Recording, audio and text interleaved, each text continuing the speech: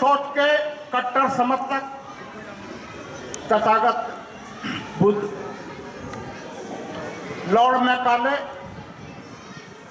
और बाबा साहब को कोटि कोटि नमन करते हुए आज मनाए जा रहे संविधान दिवस और सिद्धार्थ इंटर कॉलेज का स्थापना दिवस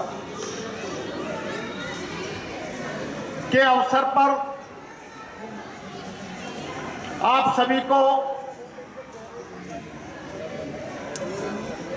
हार्दिक बधाई देते हुए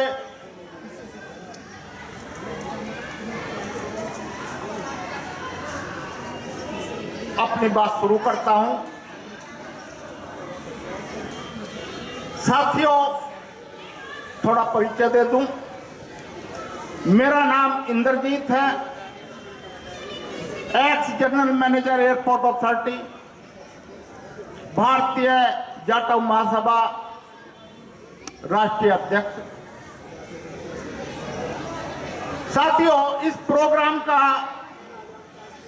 मेरे पास जो निमंत्रण आया उसमें एक गंभीर मुद्दा लिखा हुआ था।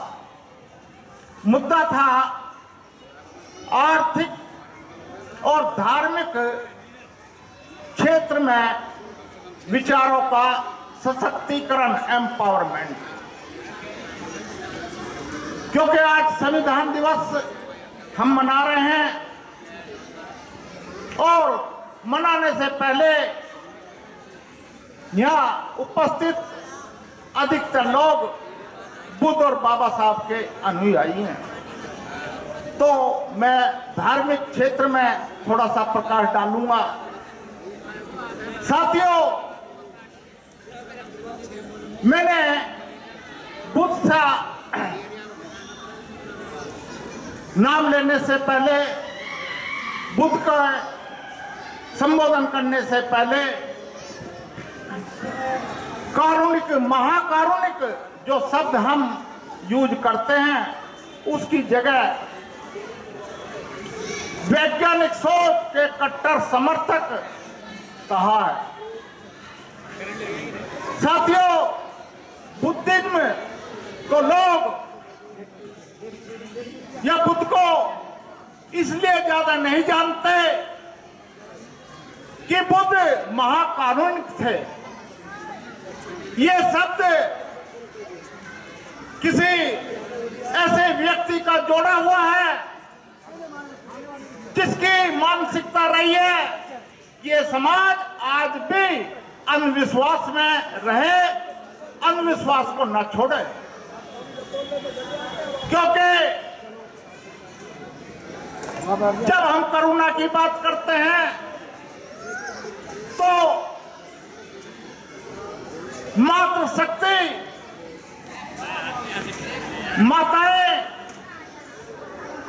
माता की जो ममता है, जो करुणा है, उससे बढ़कर किसी व्यक्ति की करुणा आज तक नहीं रही है और ना रहेगी, ऐसा भी मेरा मानना है।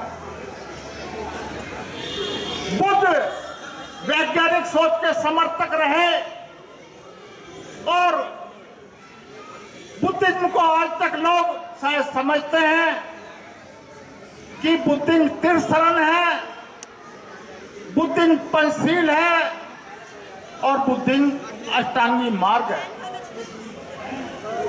सम्मानित साथियों, ये बुद्धिज्म का कैरेक्टरिस्टिक है। अगर बुद्धिज्म की परिभाषा में हम जाएं तो Buddhism is a science to examine the truth of a thing. इस बात को हमें समझना होगा। साथियों, दूसरी बात, बुद्धिज्म आगे क्यों नहीं बढ़ रहा है, इसकी वजह है, इस पे हम बुद्ध वंदना कराते हैं, त्रिशरण बताते हैं, उसका हिंदी में व्याख्या नहीं करते और उसका जो उद्देश्य है बुद्धिज्म का वो नहीं बताते और उसका विकल्प जो हमारे लोग अंधविश्वास में फंसे हुए हैं, उसका विकल्प हम नहीं दे पा रहे हैं। किसी भी काम को करने के लिए जहां उसकी स्थिति होती है, उससे निकालने के लिए उसे विकल्प देना अति आवश्यक है। साथियों, अब क्योंकि संविधान दिवस हम मना रहे हैं, मैं संविधान की बात करता हूं। मेरे बहुत सारे साथी में वक्तागण भी होंगे या वकालत की पढ़ाई भी की होगी। साथियों, मैंने एक गहन अध्ययन किया कि हमारी पॉलिटिकल पार्टी बनी लगभग 75 वर्ष से पॉलिटिकल क्षेत्र में शेड्यूल कास्ट शेड्यूल ट्राइब के लिए पॉलिटिकल रिजर्वेशन रहा, परंतु वो जो पॉलिटिकल रिजर्वेशन रहा वो आज तक इनइफेक्टिव रहा। उसका कारण क्या है, वो सुनने क्यों है? हमारे नेता जीत करके जाते हैं, चाहे वो एमपीओ के विधायक हो, और वो जब कोई काम नहीं कर पाते हम लोग उनको दोषी ठहराते हैं, जबकि वो गलत है। ऐसा नहीं है। जो लोग इस समाज में पैदा हुए वो आपका मुद्दा उठाने का उनका इंटरेस्ट नहीं है, वो उठाना चाहते हैं, परंतु उन पर एक लगाम एंटी डिफेक्शन लॉ लगा हुआ है। साथियों, सबसे पहले हमें किसी पॉलिटिकल पार्टी बिल्कुल बनाने की जरूरत नहीं है। बाबा साहब ने जो पॉलिटिकल रिजर्वेशन अंडर सेक्शन 330, 332 में दिया है, उसमें कहीं ये नहीं लिखा कि जितने एमएलए या एमपी की रिजर्व सीट है, इस पर पॉलिटिकल पार्टी अपना कैंडिडेट उतारेंगी। कहीं नहीं लिखा। जब मैंने आरटीआई डाली इलेक्शन कमीशन में, तो जवाब आया कोई भी political party schedule caste schedule tribe को बिलोंग नहीं करती है। और दूसरा जवाब आया कोई ऐसा व्यवस्था भी नहीं है जो उसमें अपना कैंडिडेट उतार सके। मेरा मानना है ये जो पॉलिटिकल पार्टियां हैं ये अवैध रूप से रिजर्व सीट पर अपना कैंडिडेट उतारती हैं, भले वो कैंडिडेट रिजर्व को बिलोंग करता हो। 1 मिनट में खत्म कर दूं। उसके बाद जब मैं आगे बढ़ा इसी बात को लेकर के कि कोई ऐसा नियम नहीं है, तो मैंने एक लेटर 5 पेज का लिखा संबंधित संस्थाओं को, मुख्य तौर से इलेक्शन कमीशन को। इलेक्शन कमीशन ने शेड्यूल कास्ट के नोटिस पर 4 रिमाइंडर पर भी जवाब नहीं दिया। उसके बाद मैंने under section 32 of the constitution of India एक PIL पब्लिक इंटरेस्ट लिटिगेशन दायर सुप्रीम कोर्ट में की, और उस PIL को लगभग 1 महीना रजिस्ट्रार ऑफिस के वहां पड़ा रहा, उस पर डिफेक्ट लगते रहे। उसके बाद 14 तारीख को PIL पे सुनवाई हुई और PIL में ये डायरेक्शन दी सुप्रीम कोर्ट ने कि आप एक बार संबंधित संस्थाओं के पास जाइए और जो आपकी रिक्वेस्ट है उस रिक्वेस्ट को रखिए। अगर वो नहीं सुनते हैं तो दोबारा आपके लिए दरवाजे खुले हैं। वो PIL में मेरी रिक्वेस्ट थी कि जितनी पॉलिटिकल पार्टियां हैं इन पर कैंडिडेट खड़ा करने से रोक लगाई जाए और मेरे लोग निर्दलीय चुन करके जाएंगे। जिस प्रकार सदन में अपना नेता दूसरी पार्टी चुनती है, तो मेरे लोग शेड्यूल कास्ट वाले, शेड्यूल ट्राइब वाले सदन के लिए अपना नेता चुनेंगे और अपनी शर्तों के अनुसार ये अपना उसमें अपना हक अधिकार के लिए लड़ेंगे। वो आवाज उठाएंगे, उसको मांगेंगे। और पॉलिटिकल जो रिजर्वेशन है ये इनइफेक्टिव इसलिए इनइफेक्टिव रहा है, उसके कारण लगभग 700 सेंट्रल और स्टेट यूनिवर्सिटी में 1% भी वाइस चांसलर नहीं है। ये RTI से मैंने पता लगाया। दूसरा 402 पब्लिक सेक्टर अंडरटेकिंग है, उसमें भी 1% चेयरमैन, चाहे वो भैल हो, चाहे एयरपोर्ट अथॉरिटी हो, चाहे गेल हो, इनमें भी 1% चेयरमैन मेरे नहीं है। तीसरी आरटीआई से पता लगाया जितने सेंट्रल गवर्नमेंट की मिनिस्ट्री है, डिपार्टमेंट है, सेक्रेटरी और ज्वाइंट सेक्रेटरी है, वो भी 1% नहीं है। चौथी बात, एमएलसी पे आता हूं, 100 एमएलसी यूपी में होते हैं और उस एमएलसी का आप देख के आश्चर्यचकित होंगे। उस 100 एमएलसी में 26 एमएलसी ब्राह्मण समाज के हैं, 27 ठाकुर हैं, 37 ओबीसी के हैं और 8 वैश्य समाज से हैं।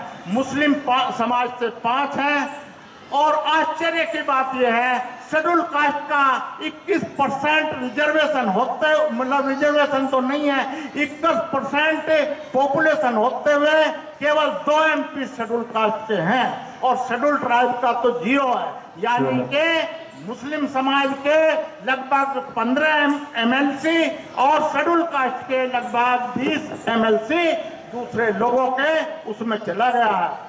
साथियों, क्योंकि संविधान में रिजर्वेशन नहीं है, पर संविधान में आर्टिकल 14, 15, 16 ये कहता है समानता का अधिकार के तहत हमारे MLC इतने होने चाहिए। तो ये जो बड़ी चीजें मैंने पता लगा करके आपको बताई हैं, समय ज्यादा नहीं है। पुनः आरपी सिंह जी को धन्यवाद देता हूं और आपको पुनः सभी को हार्दिक बधाई देते हैं। जय हिंद, जय भारत, जय भीम। धन्यवाद। सभी को नमो बुद्धाय, जय भीम। आज भारत का संविधान जो बाबा साहब डॉक्टर भीमराव अंबेडकर ने 26 नवंबर 1949 को समर्पित कर दिया था,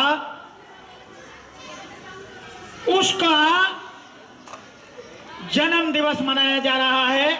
और गुरु रविदास टेम्पल ट्रस्ट सबका पानी एक है, भरने वाले अनेक और बर्तन सब बदले हुए, पानी सबका एक, ऐसी बात गुरु रविदास जी ने कही। Ravidas temple trust. तो मैं थोड़ा सा आपको ये बताना चाहता हूं कि 15 अगस्त 1947 को हमारा देश स्वतंत्र हो गया और जब स्वतंत्र हो गया तो भारत के संविधान की रचना, उसका प्रारूप बनाने के लिए चर्चा चली और बैठकें हुई। तो 30 अगस्त 1947 को एक प्रारूप कमेटी, ड्राफ्टिंग कमेटी बनाई गई, जिसमें 7 उसके मेंबर थे। बाबा साहब भीमराव अंबेडकर उसके चेयरमैन थे। जो 7 मेंबर थे, सर्वप्रथम जो 7 मेंबर थे, अल्लादी कृष्णा स्वामी जो ब्रिटिश गवर्नमेंट के प्रधानमंत्री जम्मू कश्मीर के थे, उनको बनाया गया। दूसरा मेंबर गोपाल स्वामी अगर जो केरल के थे, उनको बनाया गया। तीसरे KM मुंशी जो KM मुंशी जी को बनाया गया, जो वरिष्ठ साहित्यकारों थे। चौथा जो मोहम्मद सादुल्लाह को बनाया गया। पांचवा BN राव। छठा BN मित्रा। 7वां TB खेतान। तो अब आप देखिए, 7वां मेंबर BN राव विदेश चले गए, BN मित्रा जी ने इस्तीफा दे दिया, DB खेतान की डेथ हो गई और सादुल्लाह आपके जो है बाबा साहब के साथ रहे। और केरल के जो थे अय्यर, उन्होंने ये कह दिया कि मेरे पे जहाज में उतरा चढ़ा नहीं जाता। तो ऐसी परिस्थितियों में बाबा साहब भीमराव अंबेडकर ने 20-20 घंटे काम करके भारत के संविधान को समय से बनाया और जिसमें 40 बैठकें हुई। 40 बैठकें हुई। उस संविधान में उस समय 8 अनुसूची, 315 अनुच्छेद और 1,17,614 शब्द थे। उस समय के संविधान, और भारत के संविधान में उस समय का वजन 13.5 किलो, जो इस समय पार्लियामेंट में, जैसे पहली पुरानी पार्लियामेंट है उसमें रखा हुआ है। तो ये बात मैंने आपको इसलिए बताई क्योंकि भारत का संविधान 500 हजारों साल तक अगर रहेगा तो वो संविधान, उसके जो कागज है वो और टाइप का कागज है, उसका कुछ बिगड़ेगा नहीं। अब जब 26 नवंबर 1949 को बाबा साहब डॉक्टर अम्बेडकर ने भारत का संविधान समर्पित कर दिया, तो उससे पूर्व 25 नवंबर 1949 को एक मीटिंग हुई। उस संविधान पर 299 जो उस समय नेता थे हमारे, जो बड़े बड़े थे, उनके साइन हुए, और जो 15 उसमें हमारी महिलाएं थी। तो जब विजय जो राजकुमारी जो उस समय पटियाला के स्टेट से थी, तो वो उनके जब साइन कर रही थी तो पार्लियामेंट में उनके आंखों में आंसू आए और ये कहा, वाह डॉक्टर बी.आर. अम्बेडकर महिलाओं के लिए, ओ बी.आर. अम्बेडकर महिलाओं के लिए क्या काम कर दिया। और महिलाओं के लिए जो अब आप संविधान देखते हैं, भारत की राष्ट्रपति और प्रधानमंत्री सब संविधान की हैं। तो अब जो मैं अपनी वाणी को विराम देता हूं, और उस समय जरा सा भी जो बात हुई थी, बाबा साहब को एप्रिशिएट किया था। एप्रिशिएट एक टी.टी. कृष्णाचार्य से सहमत थे, उन्होंने कहा मैं बाबा साहब के ज्ञान का लोहा मानता हूं। और उस समय जवाहरलाल नेहरू ने यह कहा था कि मैं भूरी प्रशंसा करता हूं डॉक्टर अम्बेडकर की। और उस समय के जो राष्ट्रपति डॉक्टर राजेंद्र प्रसाद थे, उन्होंने ये कहा, जो हमने बाबा साहब भीमराव अम्बेडकर को जो प्रेसिडेंट इसका बनाया और इसका जो ड्राफ्टिंग कमेटी का चेयरमैन बनाया, बहुत अच्छा निर्णय था, सटीक निर्णय था और सही था। जो डॉक्टर अम्बेडकर को मैं समय पर इतना बढ़िया काम किया है, पूरा भारत राष्ट्र डॉक्टर अम्बेडकर का कृतज्ञ रहेगा, ऐसा डॉक्टर राजेंद्र प्रसाद ने बहुत साधुवाद। समय नहीं है बहुत बताता। Thank you.